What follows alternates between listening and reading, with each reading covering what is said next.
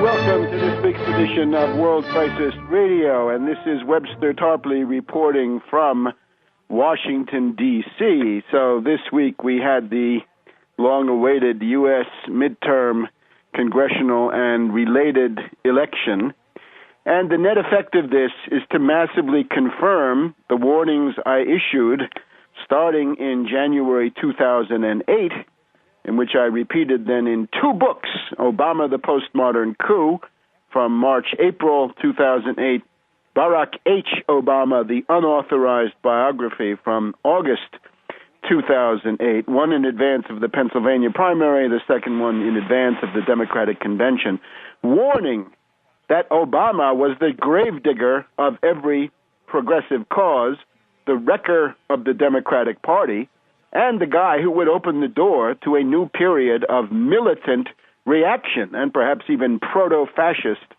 reaction. And this is all now confirmed in spades. Take a look at Obama, the Postmodern Coup. It's not good form to evaluate your own work, but it's simply a prophetic book, no way around it. Here, for example, we read, Obama's economics are pure skull and bones, Chicago school austerity, and sacrifice for American working families, all designed to bail out the bankrupt Wall Street elitist financiers who own him. Obama is a recipe for a world tragedy. Obama's candidacy raises the specter of postmodern fascism in the United States today, both in terms of what he represented himself and what he would bring on. And in the course of this book, I do an extended comparison between Obama and Jimmy Carter, showing that the rise of the militant reactionaries, the Christian fundamentalist movement of Falwell and Robertson, the so-called moral majority that then plagued U.S. politics in the 80s and 90s, this was a direct abreaction from the very real horrors of Jimmy Carter. And in the course of the book, I also quote Arthur Schlesinger, the historian, admirer of Roosevelt and part of the Kennedy administration, pointing out that Carter was not a Democrat in any traditional sense. He was a Democrat in the Grover Cleveland sense, right? We know that there's this Wall Street Democrat tradition, Grover Cleveland, Woodrow Wilson, Al Smith, Harry S. Truman, Jimmy Carter, Obama. Those are your Wall Street Democrats, and they are a recipe for disaster. The other direction, of course, is the anti-Wall Street Democratic tradition, and that would be Franklin D. Roosevelt. Obama's relation to him is to destroy Social Security. He'll be trying that now in the lame duck session, starting now in November. His relation to Kennedy, Kennedy's signature issue, the Apollo moonshot, the space program, NASA. What's Obama's line on that? To destroy it, and he has already destroyed most of it. And, of course, Lyndon B. Johnson's greatest achievement, Medicare, great humanitarian program, one of the most successful in U.S. history, along with Social Security. Obama's relation to that is to gouge and loot and sack $1.5 trillion worth of resources out of there. And yes, there are death panels. There's something called IMAC, Independent Medical Advisory Committee, and MedPAC, Medical Permanent Advisory Council, and MedPAC on steroids. And those are all in there. And those are the panels of elitist technocrats, bureaucrats, all beholden to Wall Street, that attempt to ration care and deny you treatment, because the money has to be saved, of course, because of the needs of the next Wall Street bailout. So that's some idea of Obama, the Postmodern Coup. For the other one, Barack H. Obama, the Unauthorized Biography. From the point of view of today, just take a look at the cover of that book. Go to tarpley.net, which you should be going there a couple of times a week under any circumstances. But go to tarpley.net and take a look at the masterful cartoon done by Joe Azar, one of the great geniuses of the modern political cartoon. He was kind enough to help me with this.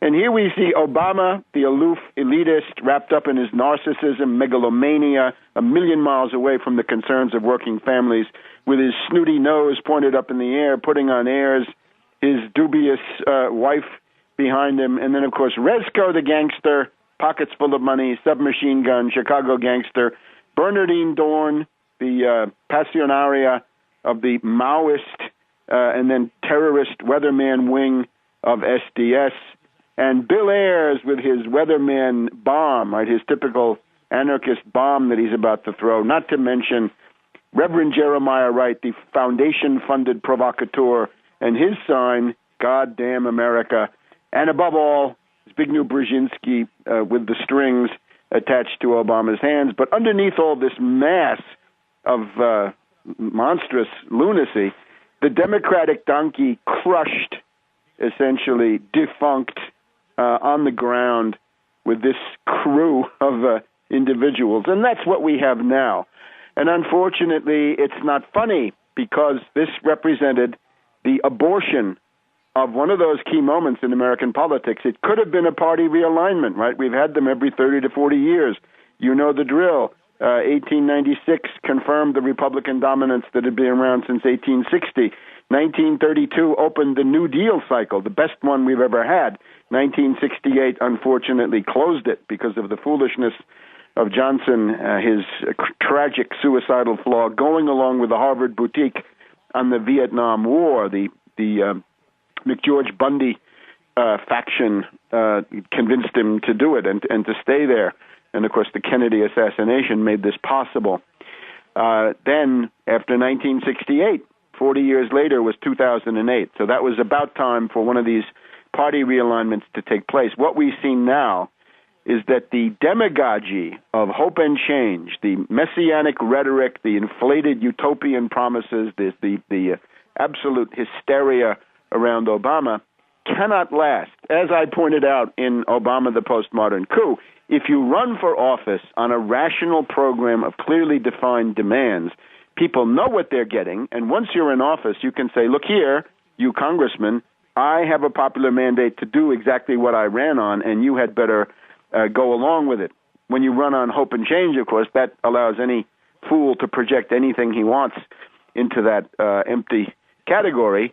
And once it's clear that these extravagant promises about reinventing government and changing the process in Washington, all these essentially meaningless process questions, which are nevertheless important for the fussy independents and petty bourgeois, once it's clear you can't deliver on that because those represent real economic interests that cannot be suppressed in a democratic representative government, then there's a huge hangover. So this is now the hangover, the abreaction. And it means that these progressive causes, if you care about them, labor and the fate of working families in the United States above all, this requires one thing, and this is now the theme of this broadcast, and I guess has been for a while: dump Obama. Dump Obama. Dump Obama. Get him out of there. This is now a failure. It was interesting to watch the various networks on Tuesday evening, the MSNBC one in particular. There is no attempt to hold Obama accountable by these Wall Street corporate stooges, the Immelt group, right, the GE, NBC, MSNBC group. They don't want to hold Obama accountable because they, I guess, hope to blackmail him for another 2 years and get things that they want at the top. No critique of how Obama has dragged down all of these Democratic candidates, that Obama had coattails in the form of albatrosses and sheet anchors around the necks of so many of these people, right, who could have won, right? This character, Sestak, let's take him in Pennsylvania. His opponent, Pat Toomey, a raving reactionary ideologue with proto-fascist tendencies. The Club for Growth, meaning strip American working families of every achievement. In the end of the campaign, Sestak began attacking free trade. He began attacking the sellouts. He began attacking Toomey as a derivatives trader, a Wall Street hedge fund hyena. But of course, the Obama drag was enough to put Toomey, the ideologue, into the Senate. That's the problem. We'll be back in just a minute.